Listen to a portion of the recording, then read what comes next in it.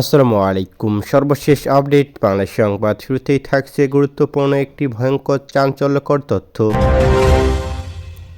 এদিকে শুরুতে থাকছে ঝালকাঠিতে শেখ হাসিনা ও আমির হোসেন আমুসহ 18 জনের বিরুদ্ধে হত্যা মামলা দায়ের করা হয়েছে। এছাড়াও নারায়ণগঞ্জে সিদ্দিগঞ্জে শামীমের নামে মামলা করা হয়েছে। থাকছে বিস্তারিত। এদিকে থাকছে পতিত ফেসিবাদ আনসার লীগ ইসকন লীগ ফিরে আসতে দেশকে অস্থিতিশীল করতে চেয়েছিল বললেন জামাতের আমির ডক্টর শফিকুর রহমান। থাকছে বিস্তারিত এবং সবশেষ জানিয়ে দেব। এদিকে থাকছে স্মার্ট ক্রিকেটে বাংলাদেশকে দাপট দেখাতে চায়। এদিকে আজ ভোর 6টায় মুখোমুখি হচ্ছে বাংলাদেশ বনাম ওয়েস্ট ইন্ডিজ ক্রিকেট দল। থাকছে বিস্তারিত। এতক্ষণ শুনছিলেন সংবাদ শিরোনাম, এবার থাকছে বিস্তারিত। ঝালকাঠির নলছিটিতে শেখ হাসিনা ও আমির হোসেন আমুসহ 18 জনের বিরুদ্ধে মামলা হয়েছে। এছাড়াও নারায়ণগঞ্জের সিদ্দিরগঞ্জে মামলা হয়েছে জাতীয় পার্টির চেয়ারম্যান জিএম কাদের, মহাসচিব মুজিবুল হক চূর্ণ, সাবেক সংসদ সদস্য শামীম ওসমান 145-এর বিরুদ্ধে মামলা হয়েছে। এদিকে জিয়া আমিনা আল গাজী বাদী হয়ে থানায় এ মামলা করেছেন। মামলার এজাহারে ৭০ থেকে ৮০ জনকে অজ্ঞাতনামা আসামি করা হয়েছে।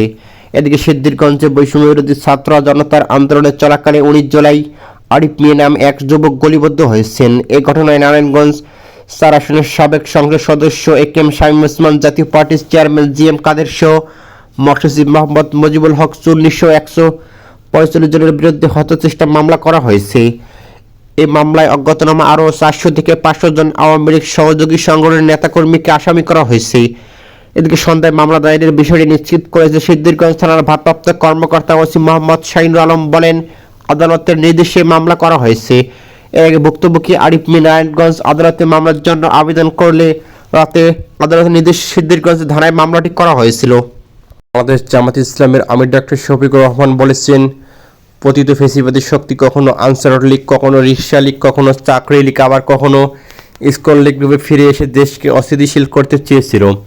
তারা সবশেষ ধর্মীয় দাঙ্গার ষড়যন্ত্র করেছে, কিন্তু দেশপ্রেমিক জনগণ ধর্ম, বর্ণ, দলমত নির্বিশেষে আরও বেশি ঐক্যবদ্ধ হয়ে তাদের ষড়যন্ত্র প্রতিহত করেছে। এদিকে সিলেট মহানগরীর সরকারি আলিয়া মাদ্রাসা মাঠে কর্মী সম্মেলনের প্রধান অতিথির বক্তব্যে তিনি এসব কথা বলেছেন। ডক্টর শফিকুর রহমান আরও বলেন, আমরা চাঁদাবাজি দুর্নীতি করব না, কাউকে করতেও দিব না। এর জন্য জনসাধারণকে সম্পৃক্ত করে সর্বত্র গণপ্রতিরোধ গড়ে তুলতে হবে। আমরা ছাত্র জনতার স্বপ্নের সাম্যের বাংলাদেশ গড়তে চাই। এদিকে জামাতের আমির আরও বলেন, 2006 সালে লগি বৈঠা তাণ্ডবের মাধ্যমে আওয়ামী লীগ বর্বরতা হিসেবে পরিচিতি লাভ করেছিল। দীর্ঘ 16 বছর তারা ইতিহাসের বর্বর আগ্রাসী শক্তি হিসেবে নিজেদের প্রতিষ্ঠিত করে গণতান্ত্রিক একটি দল পরিণত করতে চেয়েছিলেন। এদিকে তাদেরকে জনগণ চায় কিনা সেটা শহীদ আহতদের এবং তাদের পরিবারকে জিজ্ঞেস করলে বোঝা যাবে। তিনি আরও বলেন, পতিত ফ্যাসিস্ট শক্তির ধর্মীয় সম্প্রতি বিনষ্ট ষড়যন্ত্র বিভক্তির বদলে জাতীয় ঐক্য ধ্রুদীর করতে তাদের সব ষড়যন্ত্র নিষেধ করতে জামায়াত কোনো অপশক্তির মাসে মাথানত করেনি, কেবলই আল্লাহর কাছে মাথানত করেছে, যার ফলাফল 5 আগস্টের ছাত্র জনতার গণ অভ্যুত্থানে ফ্যাসিস্টের পতন।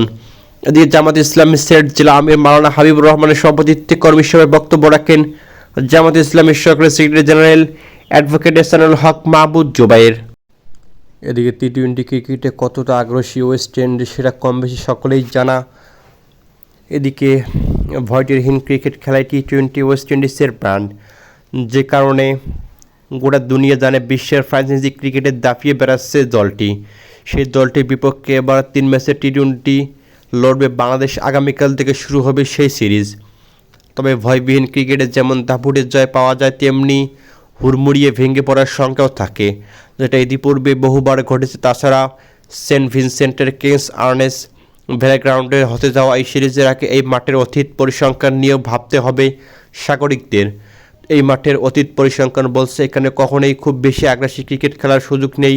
এই মাঠে এখন পর্যন্ত দলীয় সর্বোচ্চ 159 রান হয়েছে, আর সেই রানটা বাংলাদেশের সর্বশেষ বিশ্বকাপে নেদারল্যান্ডসের বিপক্ষে বাংলাদেশ যা করে, আর এই মাঠে ওয়েস্ট ইন্ডিজের সর্বোচ্চ পুঁজি 152 রান। যে কারণে এই মাঠে ভয়বিহীন ক্রিকেটের চেয়ে বরং স্মার্ট ক্রিকেটেই বেশি জোর কেইবে অধিনায়ক রোবমান পাওয়েলের। এদিকে প্রথম ম্যাচের আগে ওয়েস্ট ইন্ডিজ অধিনায়ক নিজেদের পরিকল্পনা নিয়ে বলেন, মূল ব্যাপার হলো ভয়বিহীন ক্রিকেট খেলা। এদিকে যখন আমরা ভয়ডরহীন থাকবো, কিছুটা স্মার্টনেস মেশাতে হবে আমাদের। গত 15 মাস বা এই মাসের সময় আমরা বড় পদক্ষেপ নিয়েছি, সেই ধারা আমরা ধরে রাখতে চাই। এদিকে পাওয়েল আরও বলেন, খুবই গুরুত্বপূর্ণ বছরটি ভালোভাবে শেষ করা। টি-20 ক্রিকেটে এই বছরটি আমাদের জন্য ছিল মিশ্র কিছু সিরিজ আমরা জিতেছি কিন্তু হেরেছি। এই বাংলাদেশ সিরিজ আমাদেরকে সুযোগ করে দিচ্ছে বছরটি ভালোভাবে শেষ করার। এদিকে বাংলাদেশকে দাপট দেখাতে চায় জানিয়ে পাওয়েল বলেন, কোনো দল যখনই ঘরের মাঠে খেলে সবসময় দাপট দেখাতে চায়, আমরা সেই চেষ্টাই করে যাব। আমাদের জন্য ব্যাপারটি হলো ভালো ক্রিকেট খেলা এবং লম্বা সময় ধরে ভালো ক্রিকেট খেলা। এদিকে এই মাঠে লো স্কোরিং ম্যাচ হলেও এবার ভিন্ন কিছু বলে আশা করেছেন পাওয়েল। তার মতে শটটি টি-20 বিশ্বকাপের ম্যাচগুলোর থেকে উইকেট এবার পুরোপুরি ভিন্ন মনে হচ্ছে। আশা করি কালকে উইকেট ভালো থাকবে এবং উইকেট ভালো থাকলে ভালো ক্রীড়া শিখে সুযোগ পাবো। এদিকে সেন্ট ভিনসেন্টের মানুষ মাঠে এসে আমাদেরকে সমর্থন করবে সিরিজগুলোতে।